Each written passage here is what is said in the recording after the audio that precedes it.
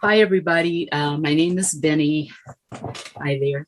I'm a compulsive eater and I weigh and measure 3 meals a day. I write them down. I call them into my sponsor. I do not eat in between my meals, and my abstinence truly is the most important thing in my life. And my abstinence date is September the 28th, 1997. And I sound solemn when I say that because it's very, very important to me. GreySheet is the only program that I've been in, and I've been in other programs that are 12-step that I was able to, quote, stick with. And I don't take my disease lightly because I know how to eat. I have the PhD in eating. I really do. Something that I've done forever that I can remember. I'm supposed to tell you what I was like and what happened and what I'm like now. I was a big baby. My mom only had one child, and that was me. And she reminded me why she only had one child. I was super big. But we know that we have big babies if we're not diabetic. It's because of the way we eat. So I had nothing to do with that. That was on her, but I heard about it. My grandmother delivered me. The doctor told her it wasn't time for her to deliver, and he went out of town, and grandma was the midwife. And to this day, I finally figured out what happened because it was a bad, hard birth. And I have a dent, an indentation on this side of my head. And it's there. And the reason I know I have it, I never paid any attention. But someone that was doing my hair said, "Did you ever have a head injury?" And I said, "No." And then I thought about the story that I was told about my birth. And I do have an indentation there. So I guess it was difficult birth for my mom and grabbing me and making sure that I was delivered. I come from child abuse, not from my family, but from, quote, a man of the cloth. I was molested at a young age by a man that called himself a minister. And it's really interesting. Do you know that in the gray sheet rooms, I ran into another GreySheeter that had that same person come by the house to pray. But they told me, "Did he smell like liniment?" And I said, "Yeah." And they said, "He tried that with me, but I didn't." But see, grandma raised children that would obey what adults say. A child was to be seen and not heard, and you obeyed adults. So I didn't know what was going on at that young age. And he used to take me into the bathroom. Now, why into the bathroom and why they allowed that? Finally, one of them said, "What does he do?" And then I told him, and then that's when they found out. But they did not report him to the authorities because my name would be known all over town. Okay, we keep going. I remember getting very large, fourth grade, 120 pounds. We moved from the city to the country, and I found a person just like me that liked to eat. And we would go in on recess time, and we had a one-room schoolhouse. It was small in the country, and there was more than one grade in there. But the teacher kept these crinkly little wrapped up little treats for you if you did well. So we would go in and steal them. And Barbara, I will never forget her name, came in and saw us, and I knew that we were going to get in trouble. But that did not stop me from stealing. I stole a tube of lipstick when I was, I think about, how old was I? 15, 13, 15, 15. And I got caught doing that. And I like to say that I'm grateful, and I am, because I thought I could steal things, and they had more money than I, and why not? And I got caught, and I got to meet some people called law enforcement officers and a guy that has a black robe, and I got a picture taken. And I got to find out that you do not take things that don't belong to you. Moving right along, I was heavy then. I lived in the country. It was hot. I wore a green trench coat trying to hide my body. I had shaved off all my eyebrows. They were pointing up to the heavens. I had a red peroxide streak in the middle of my hair because I wanted to be cool like the other kids and fit in. Why I thought that green trench coat would hide the weight, I don't know.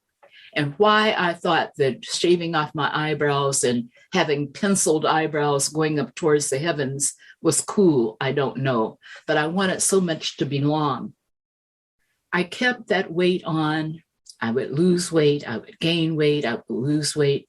And in high school in those days, they would weigh you on a scale and then call the weight out. And I never will forget, 190 pounds. And I'm, was cringing. And I thought, I will never be 200. And when I got to be 200 pounds, I thought, I will never be 250. And when I got to be 250, I knew that there was no top weight for me. My top weight would be when I would die. There was a comedian that has since died by the name of Dick Gregory. I used to pray for him because I wanted him to be alive so he could come and cut me out of the side of the house because I knew that's where I was going. I have been, and I'll name a few, not everything. I've tried everything you could think of, the diet pills, the Weight Watchers, Jenny Craig, Nutrisystem. The only thing that I didn't do, the two things that I can think of I didn't do, I tried hypnosis too, tried that. I didn't have the bariatric surgery and I did not have my teeth wired.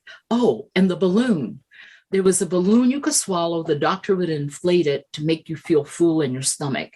And then after you lost your weight, they would take the balloon out and then you could, go back to being normal. Well, I didn't do that because a friend did it, lost weight, had the balloon removed and gained all the weight back. I didn't have my teeth wired because I sat at work in a cafeteria and there was a lady that shoveled food in between her gap and her teeth. And I have that gap too. So I knew I would do that too. So I'm glad that I saw her because she saved me a little bit of money.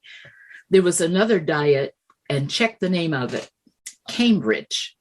It was a liquid fast, green. I'm not green, it was pink yucky. I did buy it.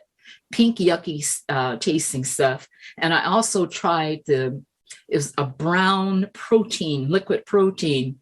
I don't know what it was made out of. I don't even want to tell you because I think it was somebody I want to pet, really. But it was awful. I tried that. That didn't work. I finally ended up in Overeaters Anonymous. And in OA, I went more than once. I went originally when there was a gray sheet. There was, I believe, an orange sheet, a blue sheet. But I didn't stick. And I tried more than once doing it. I took my son to a psychologist. And finally, he told me, he kept me, but he sent my son home. And he told me that I needed to go to Overeaters Anonymous. And that time that I went, I actually stayed. But I found a sponsor and she said, I'll sponsor you, but I go to this thing called HOW. So I ended up going to HOW and I was in love for 6 months. I was told, do not take the grains back. That's what my sponsor said. I suggest you don't take the grains. Well, if you tell me I can have something, I'm going to have it. So 6 months down the road, I'm eating grains, weighing and measuring them.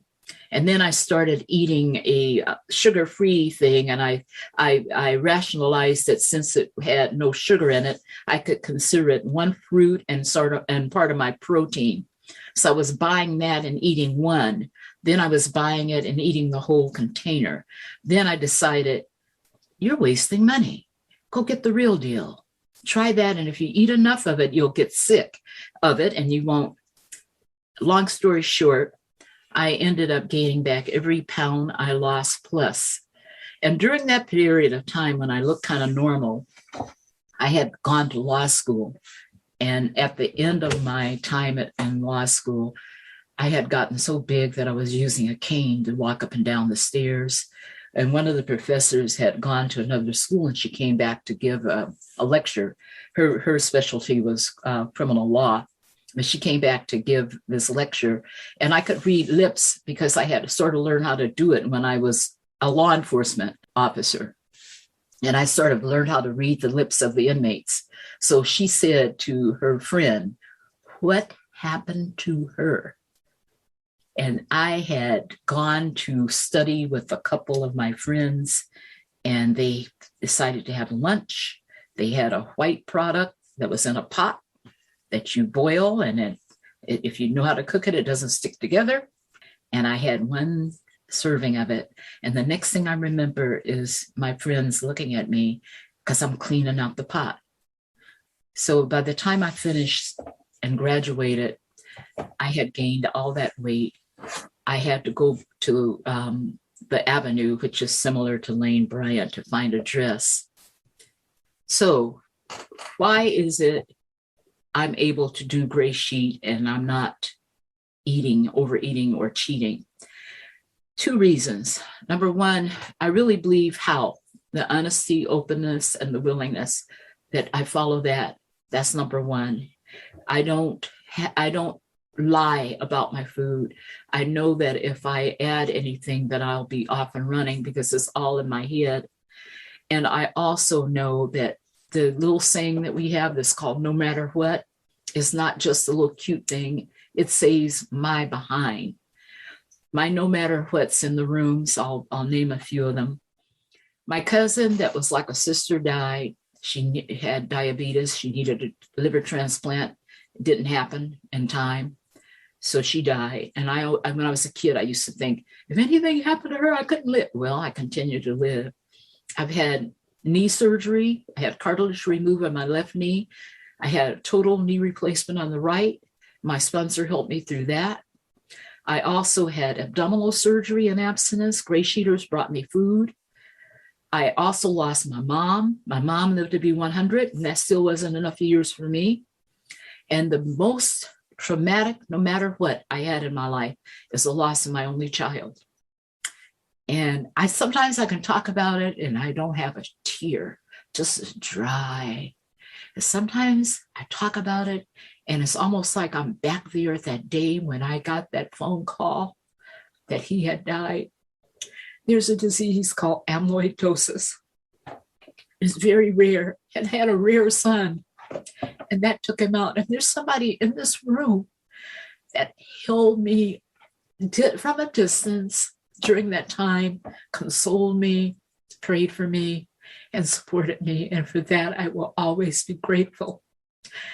The worst thing for a parent is for the child to die, because it's backwards, it's damn backwards. I've lost pets, and I love my pets, and it hurt. But it doesn't compare to you. It's something about that child that you have reared up going, and you're here. And one thing I thought when my mom was still alive, and she had dementia, and she kept saying, when is Blake's funeral? When is Blake's funeral? When is his funeral? So I put signs up around the house. And with the dementia, she still say, when is the funeral? When is the funeral?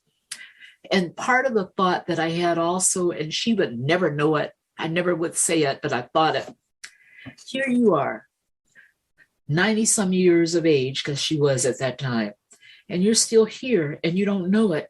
And here's somebody that was vibrant, that just graduated from law school, had a fantastic job, got in with a really good firm, wife 9 months pregnant, and they die, and here you are. I didn't say that to her, but I did think it. But with Gray Sheet, I can admit to you that I said that, and I can admit to you that when I found out that he passed, when I found out he had the disease, I still weighed and measured my food. I remember the food tastes like cardboard, but so what? It was weighed and measured. It was abstinent. So I'm going to end with that. I don't want to end on a downer. The good news is, no matter what happens to us, I'll put it on me.